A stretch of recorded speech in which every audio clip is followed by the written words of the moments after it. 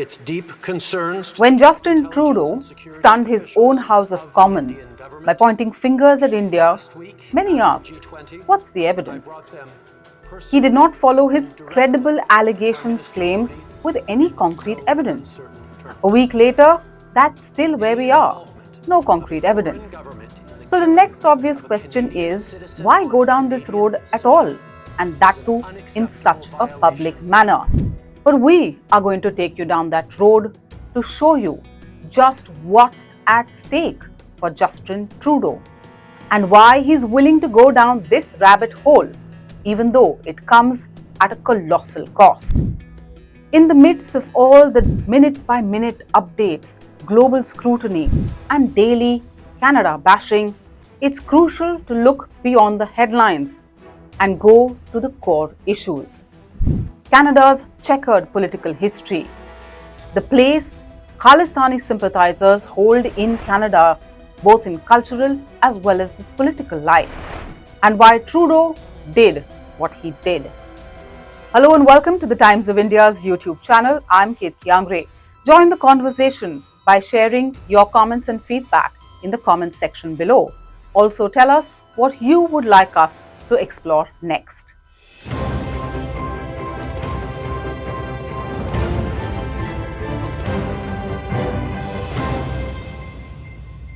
Now, truth be told, it isn't a great time to be Justin Trudeau.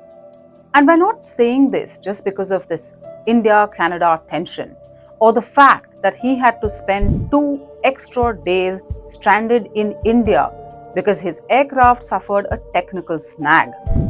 And that too after a rather forgettable G20 for him. It's also because opinion polls in Canada have been rather unkind to him. He's slipping.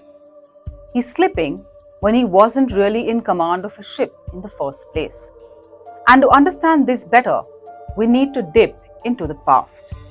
Flashback to 2015. Thank you all, my friends. When Justin Trudeau stepped into the Prime Minister's shoes at the age of 43 and into the spotlight. He had steered the Liberal Party from the 3rd spot to the finish line, catapulting the laggard party from just 36 seats to 184. It was like he could do nothing wrong. His cabinet was praised for being balanced, both on gender as well as diversity. He called it a cabinet that looks like Canada. From coast to coast to coast, tonight, Canadians rejected division and negativity. We're a long way off from 2015. That's certainly true for Trudeau politically as well. Now, Trudeau is now in his 3rd term, but his landslide first could not be more different from his 3rd term in office. His party didn't get the majority it needed to stand on its own feet. And that's where this man stepped in. Now, Jagmeet Singh and Trudeau were political rivals. Jagmeet Singh became the first non-white politician to lead a major party in Canada in 2017. So when Trudeau sought a 2nd term, Jagmeet Singh was his party's prime ministerial candidate. The fact that a child of immigrants, a lawyer, a Sikh could aspire to the highest office in Canada in itself became quite the story. But it was political convenience that got these two rivals to agree on a deal. And that's at the very heart of why Justin Trudeau finds himself in such a chaotic predicament in his own country now.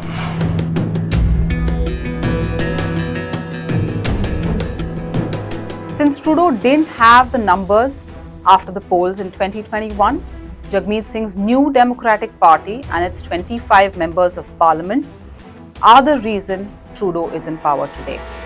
And naturally, when his government's survival depends entirely on Jagmeet Singh's party, it means that he would have to compromise to stay in power. And compromise he did.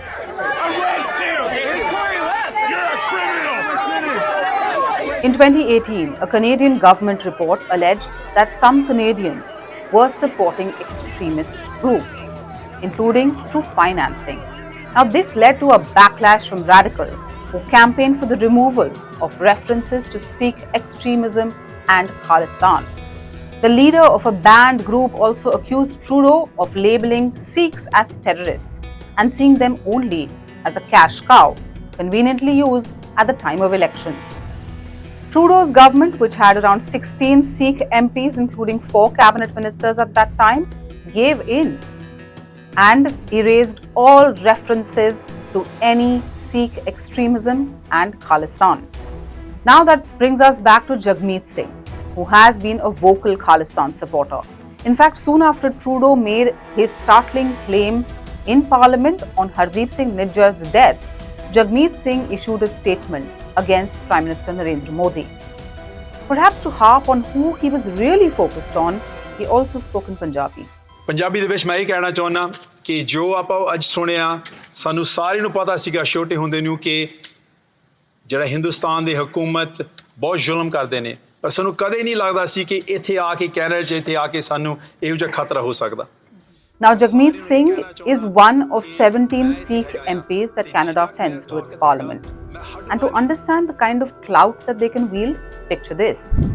Canada has 17 Sikh MPs in a house of 338. That may seem like a small number, but you'll understand its significance when you juxtapose it with the numbers here in India. We have 13 Sikh MPs in a house of 543. With a population of over 7.71 lakh, the Sikh community comprises 2.1% of Canada's population, and they wield more political power than most immigrants from other parts of the world. Canada is home to the second largest Sikh population in the world after India. There is a large network of Gurudwaras across Canada, from Vancouver to Toronto. The Sikh faction that controls many of these Gurudwaras have access to money and influence. Innumerable donations are made at Gurudwaras in Europe and North America, which peak during Baisakhi and other important Sikh occasions. This money, oftentimes it is alleged, is diverted to pro-Khalistani organizations that work in Punjab under the guise of charity and social welfare activities. Much like any other separatist insurgency, the Khalistan movement too has been kept alive by donations from the Indian diaspora. At some of these Gurudwaras, pro-Khalistani voices, some of whom have been designated terrorists by India, like Hardeep Singh Nijjar or Gurpatwan Singh Pannoon, have had a free hand and even held referendums, all in the name of free speech. Since all this came back into the spotlight with the death of Hardeep Singh Nijjar, did you know that the Gurudwara that Nijjar headed had put up posters like these with the photos of India's diplomats, calling them most wanted, directly threatening their security and calling for violence against them? Some Gurudwaras have pictures of Khalistani separatists who are being honoured like martyrs, like the Dashmesh Sahib Gurudwara in Surrey, which has a picture of Khalistan terrorist Talvinder Singh Parmar. Parmar was the mastermind of the bomb explosion on board Air India Flight 182 from Montreal to Bombay via London and Delhi that exploded off the coast of Ireland, killing 329 people. That is the infamous Kanishka bombing. When Jagmeet Singh was asked this question, whether it was appropriate to have the mastermind of a terrorist attack hailed as a martyr in a Gurudwara, Jagmeet Singh's response was he didn't know who was really responsible. And that brings us back to Trudeau. Khalistan backers like Jagmeet Singh have a robust influence on the Sikh votes and play a decisive role in the elections, whether it's at the local level or even at the national level. The Sikh connection has been working well for Justin Trudeau. But now with his own ally, a Sikh parliamentarian of Indian origin, taking a vow to get justice for Nijjar, Trudeau's politics too is strongly influenced by a deep shade of Khalistan. Now, Trudeau's decision for political steam has been called as playing with fire by a former Pentagon official. When it comes to Canada, what really strikes me with Justin Trudeau's shameless action and cynical action is that while he's making a statement now from the Prime Minister's office, and so the question then becomes, why the discrepancy if not populist political posturing? And that might help Justin Trudeau in the long term, but that's not what leadership is. Here and in Canada need to be much more responsible because they're playing with fire. You see, the second generation of the Sikh diaspora has had very little real-time experience of living in India. Instead, they have been exposed to politically driven propaganda from Sikh extremist leaders and the ISI. There are proscribed terrorist organizations like the Babbar Khalsa International, Khalistan Commando Force, the International Sikh Youth Federation, and Sikhs for Justice. All of these rising and running on the sole intention of establishing an independent Sikh state through terror and violence. A 2018 US National Counter-Terrorism Strategy report says the diaspora has increased with logical support from the likes of Sikhs for Justice and the Canada-based Poetic Justice Foundation, apart from the conventional Khalistan network. I'm not saying that the majority of Sikhs are pro-Khalistan. In fact, it's quite the opposite. A majority of Sikhs are totally opposed to the demand for a separate state of Khalistan.